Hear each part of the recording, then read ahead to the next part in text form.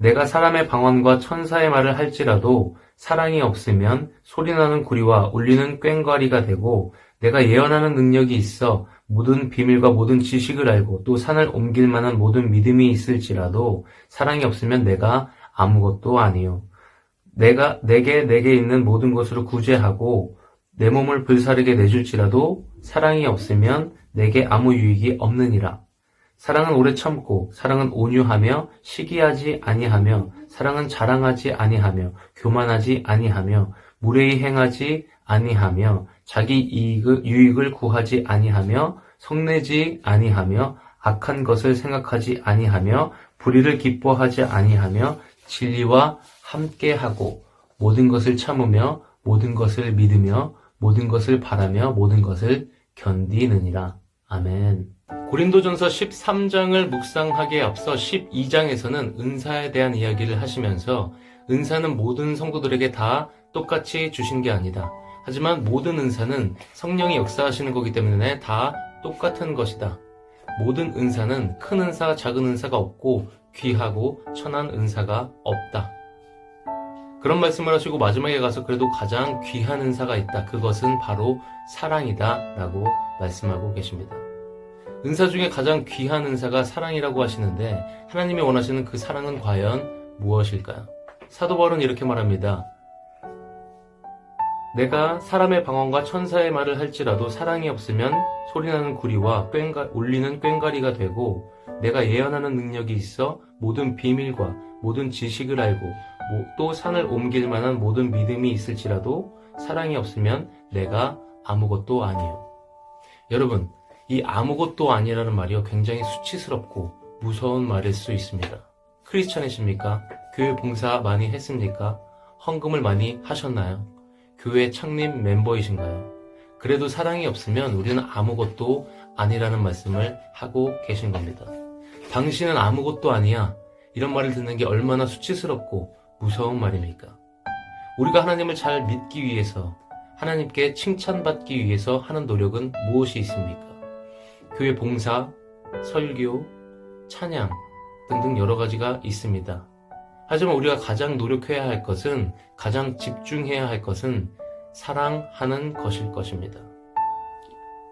3절에 보면 내 몸을 넘겨줄지라도 사랑이 없으면 이런 표현을 씁니다. 아니, 목숨을 바쳤는데, 내 생명을 주었는데 사랑이 없을 수가 있나요? 사랑하는 가족을 위해서 죽고, 사랑하는 조국을 위해서 죽고, 내가 가지고 있는 어떤 이념을 위해서 죽는 사람이 있잖아요. 그런 일에 어떻게 감동이 없다고 할 수 있겠습니까? 그런데 성경은 그것도 아직 사랑이 아닐 수 있다는 거예요. 내가 사랑하는 사람을 위해 내 목숨을 주는 것, 그것은 감동일 수 있지만 여전히 자기 이기적인 본능에 뿌리를 둔 것일 수 있다는 것입니다.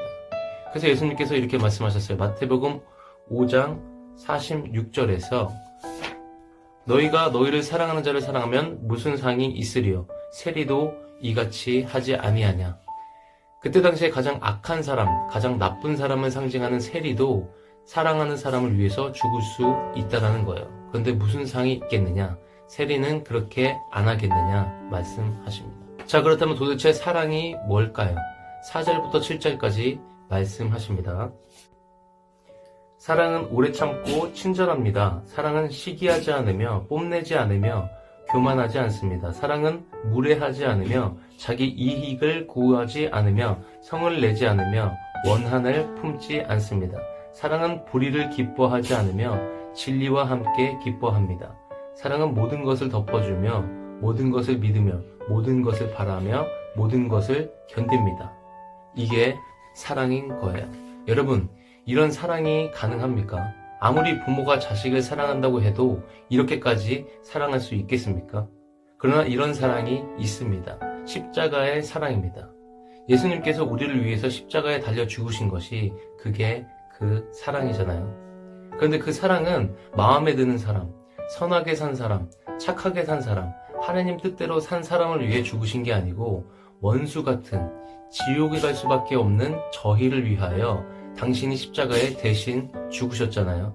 그게 성경이 말하는 사랑. 살인자도 사랑한다, 창녀도 사랑한다, 세상 사람들이 다 버린 우리가 상상할 수 있는 그런 가장 나쁜 사람, 그 사람도 주님은 사랑하셔서 십자가에 대신 죽으셨습니다. 사랑하라라는 말은 원수도 사랑하라 그런 뜻입니다.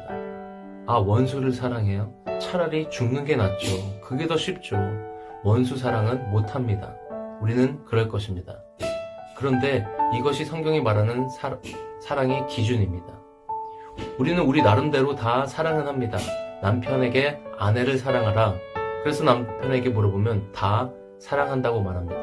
아내는 그런 말을 들으면 정말 어이없어 해요. 이유는요, 다 남편이 자기 식대로 사랑하는 것 뿐이지 정작 당사자는 기쁘지 않다라는 것입니다.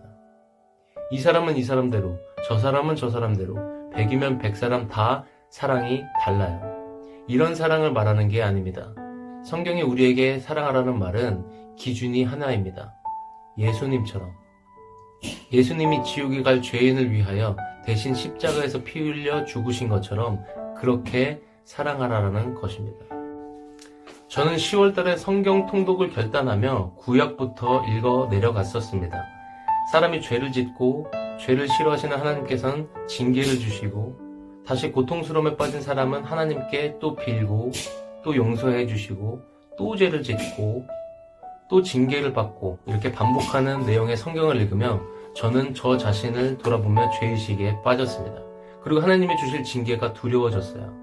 하지만 하나님의 목적은 그 죄를 징계해서 혼내주시려는 게 아니라 죄보다 더 큰 사랑으로 덮어서 우리를 눈같이 희게 만들어주시는 분이라는 것을 다시 한번 느끼면서 하나님의 사랑과 성품을 알게 되었습니다. 청소년기에 들어간 딸이 있었습니다. 청소년이 하지 말아야 할 나쁜 짓만 골라서 하는 그 딸아이가 나쁜 길로 갈까봐 아버지는 두려운 마음에 매번 혼내고 다그치고 체벌을 하였습니다. 그러나 그 딸아이는 변화할 마음이 전혀 없어 보였어요. 근데 어느 날 또 한심스러운 사고를 치고 이제 혼날 각오를 하며 기다리고 있는 딸에게 아버지는 눈물을 흘리며 딸에게 사랑하는 진심을 보여주며 혼내지 않고 안아주고 용서하면서 품어주었습니다. 그러자 그 이후부터 딸은 조금씩 변화되었다고 합니다. 체벌의 두려움보다 한없는 사랑에 미안함이 생기고 마음의 항복을 한 것입니다. 하나님 사랑, 이웃 사랑, 이것이 하나님이 가장 원하시는 사람이 살아가는 목적입니다. 하나님은 사랑하지만 그만큼 이웃을 사랑하는 것은 너무너무 어렵습니다. 하나님을 사랑하는 것 같긴 하지만 하나님께 사랑을 무한대로 받아보셨나요? 하나님의 사랑을 무한대로 느껴보셨나요? 이웃 또는 원수를 위해 사랑을 줄 수 있으려면 우리는 먼저 하나님께 사랑을 받아보아야 합니다. 그 십자가의 사랑을 우리가 느끼고 이해하며 충분히 감격하면 그제서야 그런 사랑을 줄 수 있는 사람이 될 것입니다. 여러분, 은사는 모든 성도들에게 다 같은 은사를 주신 게 아닙니다. 방언의 은사, 예언의 은사, 치유의 은사, 섬기는 은사, 말씀을 전하는 은사 다 달라요. 그런데 그리스도인이 하나같이 받은 은사가 있습니다. 그 은사는 바로 사랑입니다. 주님, 예수님의 그 사랑의 은사를 제게 주세요. 저에게 그 사랑이 흘러가게 해주세요. 넘치게 흘러가게 해주세요. 그래서 그 사랑으로 나도 살고 가족도 살고 교회도 살고 이 나라가 살게 해주세요. 받은 사람이 사랑을 줄 수 있는 줄 압니다. 저에게 사랑을 주세요 라고 기도드리고 사랑을 느끼시기 바랍니다. 하나님의 사랑을 받아들이시기 바랍니다. 고린도전서 13장 5절에서 7절 사랑이라는 단어 대신에 우리의 이름을 넣어서 다시 한번 읽어보도록 하겠습니다. 저는 제 이름을 넣어서 한번 읽어보겠습니다. 범인은 오래 참고 친절합니다. 범인은 시기하지 않으며 뽐내지 않으며 교만하지 않습니다. 범인은 무례하지 않으며 자기 이익을 구하지 않으며 성을 내지 않으며 원한을 품지 않습니다. 범인은 불의를 기뻐하지 않으며 진리와 함께 기뻐합니다. 범인은 모든 것을 덮어주며 모든 것을 믿으며 모든 것을 바라며 모든 것을 견딥니다. 전화기는 저절로 충전이 되질 않습니다. 충전기에 연결을 해야 전기가 흘러가서 충전이 될 수 있습니다. 우리는 하나님께 연결이 되어 있어야 사랑을 받고 그 사랑을 흘려보낼 수가 있습니다. 그리고 목적지를 찍어야 합니다. 우리가 운전을 할 때에 내비게이션을 찍으면 경로를 이탈해도 다시 경로를 찾아주는 것처럼 우리가 살아가며 계속 넘어지고 흔들리고 경로를 벗어날지라도 하나님께 목적지를 찍어 놓으면 안전하게 더 빠르게 인도해 주실 것을 믿습니다. 목적지가 없는 사람은 방향을 이탈한 후에도 본인이 이탈한지 모릅니다. 하지만 우리 크리스찬이 다른 것은 이탈된 것을 압니다. 죄책감으로 알게 됩니다. 고난을 통해 더 큰 사랑을 통해 결국에는 목적지를 알게 하시고 천국으로 인도해 주실 것을 믿습니다. 우리는 하나님을 섬기기로 하나님을 성품으로 살아가기로 내비게이션을 찍은 사람입니다. 오늘도 주님께 연결된 그 상태로 기쁘게 나아가길 원합니다. 다 같이 기도하겠습니다. 은혜와 사랑이 충만하신 하나님 아버지 감사합니다. 하나님의 사랑을 배우고 알고 느끼게 해주시니 감사드립니다. 우리를 위해서 십자가에 대신 죽어주신 그 은혜를 그리고 사랑을 받았습니다. 하나님 아버지, 매일 죄 짓는 저희를 징계하지 마시고 사랑으로 품어 주시옵소서. 그 은혜와 그 사랑을 하나님 저희들에게 주세요. 사랑만 하며 살다가 주님 앞에 갈 수 있게 되기를 원합니다. 주님의 십자가의 사랑에 사로잡혀 감격하고 그 사랑으로도 사랑하고 온 가족이, 온 나라가 사랑 안에 넘치고 교회가 사랑 그 자체인 교회가 되고 아무리 약한 사람, 아무리 더러운 사람도 다 품어내고 그래서 세상의 빛과 소금이 된 그런 성도와 교회가 되기를 원합니다. 하나님의 사랑이 전해지게 하소서. 감사드리며 살아계신 예수 그리스도 이름으로 간절히 기도드렸사옵나이다. 아멘. 남은 시간 공동 기도 제목과 개인 기도 제목을 가지고 기도하는 시간 갖도록 하겠습니다.